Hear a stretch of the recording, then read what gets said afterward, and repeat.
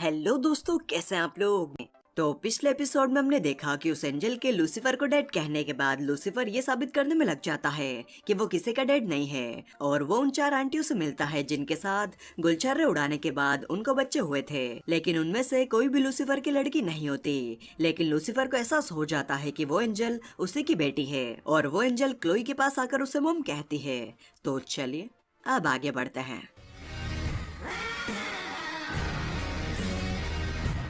तो एपिसोड की शुरुआत में हम देखते हैं कि वो एंजल क्लोई को बताती है कि मॉम, आज का दिन बहुत बुरा था। मुझे नहीं लगा था कि वो मुझे देखकर ऐसे रिएक्ट करेंगे, लेकिन वो कर भी सकते हैं, वो लूसीफर है। तो क्लोई पूछती है, क्या तुम वही हो जो लूसीफर के पास आई थी, उसकी बेटी? तो वो एंजल कहती है, हाँ, और मैं आपकी भी बेटी हूँ। और क्लोई उसे समझाने की कोशिश करती है कि उसकी सिर्फ एक ही लड़की है, वो है ट्रिक्सी। और फिर क्लोई को पता चलता है कि उस एंजल का नाम औरोरा है और उसका निकनेम रोरी है। तो क्लोई कहती है, मैंने ये बात किसी को नहीं बताई, लेकिन अगर मेरी एक और बेटी होती तो मैं उसका नाम औरोरा ही रखती। क्या तुम सच में मेरी बेटी हो? तो रोरी कहती है, हाँ। तो क्लोई पूछती है, कैसे? तो रोरी कहती है, ये थोड़ा कॉम्प्लिकेटेड है। और फिर हम देखते हैं अमीनाडिल को, और वो फाइनल एग्जाम की तैयारी कर रहा होता है जो कि अगले दिन है। और डैन उसे उसके साथ टाइम पास करने के लिए कहता है, लेकिन अमीनाडिल कहता है कि कल मेरी एग्जाम है, मुझे पढ़ने दो। तो डैन उसे कुछ चीजें बताता है जो कि उसके काम आ सकती है और फिर वो वहाँ से चला जाता है। फिर एला वहाँ पर आती है और कहती है,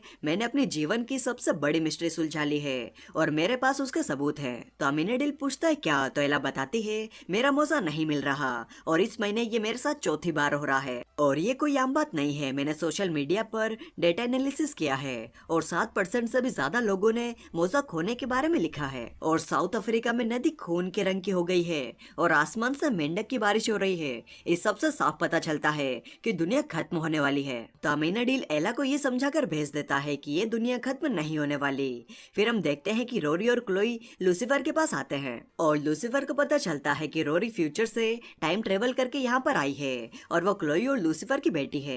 और लूसीफर रोरी से सॉरी कहता है, उसने पहले उसके साथ जो बर्ताव किया था उसके लिए। और लूसीफर रोरी से कहता है कि तुम्हें कोई गलतफहमी हुई है, मैं कभी भी अपनी बेटी को छोड़कर नहीं जाऊंगा। तो रोरी कहती है, अगर आप जाते ही नहीं तो मैं यहाँ पर आती ही नहीं। और क्लोई कहती है, हो सकता है कि तुम्हारी कोई वजह रही हो रोरी को छोड़कर जाने की। और लूसीफर पूछता है कि लेकिन ये हुआ कैसे?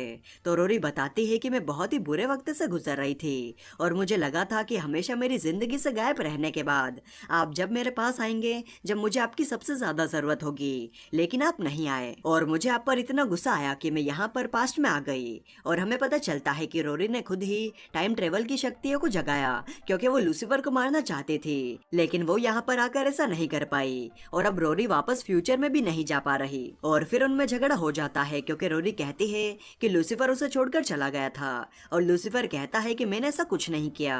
तो क्लोई लूसीफर को शांत करने की कोशिश करती है और वो दोनों सोचते हैं कि आखिर लूसीफर रोरी को छोड़कर क्यों गया होगा। तो लूसीफर कहता है, हो सकता है कि किसी ने इजराइल के ब्लेड से मुझे मार दिया हो और इसीलिए मैं रोरी को छोड़कर चला गया, यही एक वजह हो सकती है। तो मैं एक काम करता हूँ, इजराइल के ब्लेड को हेवन में लौटा देता हूँ, इससे मेरी बहन को उसकी ब्लेड मिल जाएगी और रोरी को उसका डैड मिल जाएगा, लेकिन तुम्हारी सुपर पावर्स चली जाएगी। तो क्लोई पूछती है, क्यों? तो लूसीफर बताता है, क्योंकि ब्लेड के धरती से जाने के बाद अमीनाडिल का नेकलेस डीएक्टिवेट हो जाएगा।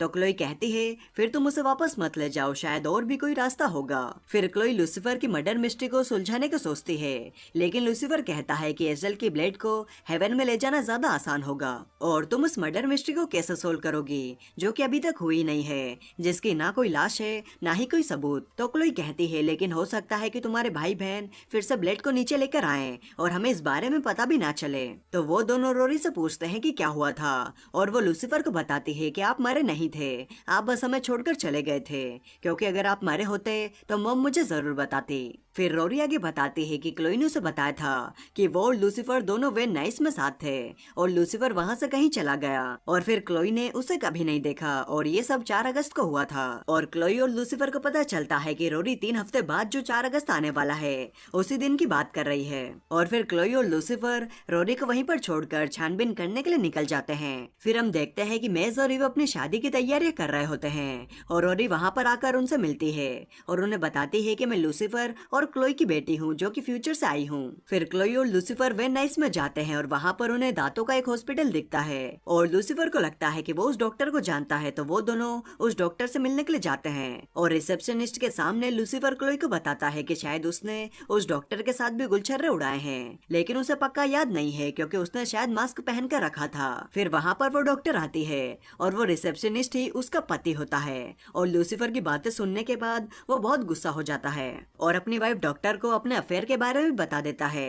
लेकिन टीवी पर एड्स देखकर लूसीफर को समझ में आता है कि वो डॉक्टर को सिर्फ एड्स की वजह से ही जानता है और बेचारे डॉक्टर के पति का फुद्दू कट जाता है और उसकी वाइफ उसे जॉब से निकाल देती है। तो वो बाहर आकर रोने लगता है और लूसीफर से कहता है ये सब तुम्हारी वजह से हुआ है, मैं तुम्हें मार डालूंगा। तो क्लोई कहती है शायद हमने गलती से तुम्हारे मर्डरर को क्रिएट कर दिया। तो लूसीफर कहता है मुझे एक डेंटिस्ट भी नहीं मारेगी बल्कि the great Lucifer morning star का अंत एक डेंटल रिसेप्शनिस्ट करेगा। तो वो दोनों कुछ करने का सोचते हैं जिससे कि वो इंसान लूसीफर को मारने के बारे में सोचना छोड़ दे। और दूसरी तरफ क्योंकि रोरी ने मेस को सिर्फ मेस कहा था और ईव को आंट ईव कहा था, तो उन दोनों को लगता है कि उनकी शादी टूट जाएगी और वो दोनों अलग हो जाएंगी। और वो दोनों अमीनाडेल को भी वहाँ पर बुलाती है और रोरी उसे पहचानती ही नहीं। फिर ईव और मेज अमीनाडेल को रोरी के बारे में बताते हैं और अमीनाडेल कहता है कि मैं तुम्हारा अंकल हूँ, लूसीफर का बड़ा भाई। और क्योंकि रोरी अमीनाडेल को नहीं पहचानती तो उसे लगता है कि वो मर जाएगा और शायद ईव और मेज की शादी के दिन ही वो मरेगा। लेकिन फिर मेज कहती है कि तुम हम सभी के मजे ले रही हो ना, ऐसा कुछ भी नहीं होने वाला।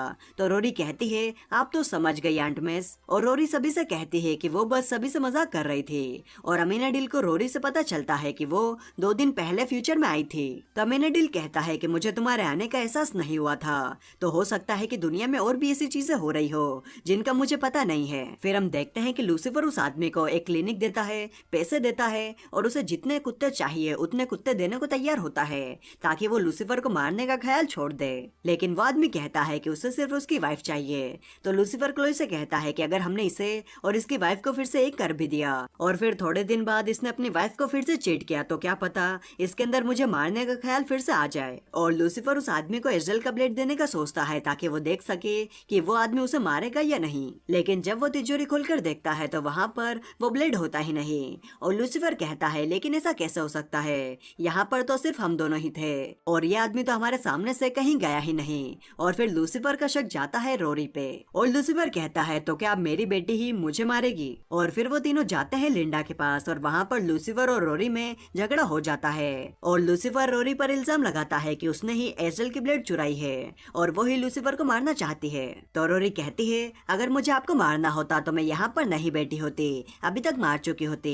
और इसी झगड़े के चलते रोरी वहाँ से चली जाती है और लूसीफर और क्लोई भी वापस घर में आ जाते हैं। और क्लोई बताती है कि उसी ने एजल के ब्लेड को छुपा दिया था ताकि कोई भी लूसीफर को नुकसान ना पहुंचा पाए। और लूसीफर को लगता है कि शायद क्लोई ही उसे मार देगी, तो लूसीफर उस ब्लेड को हेवन में ले जाने का सोचता है। लेकिन क्लोई उसे वो ब्लेड नहीं देती क्योंकि उसकी वजह से ही वो बहुत स्ट्रॉन्ग फील करती है। तो लूसीफर उसे समझाता है कि ब्लेड की वजह से ही उसका खुद से कंट्रोल छूट रहा है और क्लोई से ब्लेड लेने की कोशिश करता है, लेकिन क्लोई उसे ब्लेड नहीं देती और लूसीफर पर अटैक कर देती है। और फिर उन दोनों के बीच में लड़ाई शुरू हो जाती है क्योंकि क्लोई अब कंट्रोल में नहीं होती और क्लोई ब्लेड लेकर लूसीफर के ऊपर बैठ जाती है और उसे मारने वाली होती है। तो लूसीफर कहता है कि लगता है हमने मेरे मर्डर केस को सुलझा लिया, शायद वो तुम ही हो जो मुझे मारेगी। तो क्लोई कहती है नहीं, मैं ऐसा कभी नहीं करूंगी। और क्लोई लूसीफर को वो ब्लेड दे देती है क्योंकि उसकी वजह से ही वो बेकाबू हो गई थी।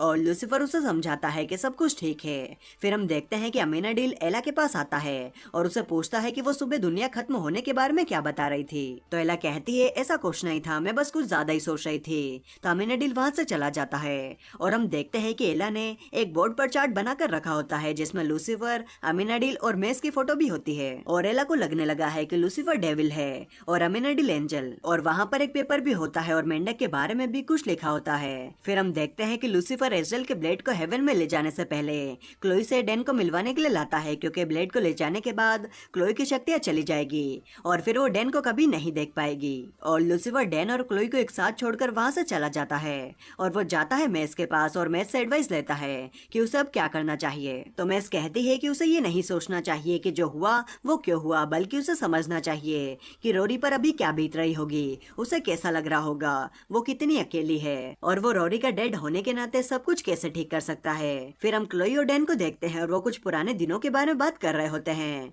और एक दूसरे के हालचाल पूछते हैं। और क्लोई बताती है कि उसे कितना बुरा लगा था जब डैन मर गया था, और क्लोई डैन को ये सब बताई रही होती है कि तभी क्लोई को डैन दिखना बंद हो जाता है, क्योंकि लूसीफर शायद ब्लेड को हेवन में ले गया है। और यहीं पर ये एपिसोड खत्म हो जाता है। और अगर वीडियो अच्छी लगी तो लाइक, कमेंट, शेयर, सब्सक्राइब सब कर देना यार, बिल्कुल फ्री है और मुझे भी सच में बहुत अच्छा लगेगा।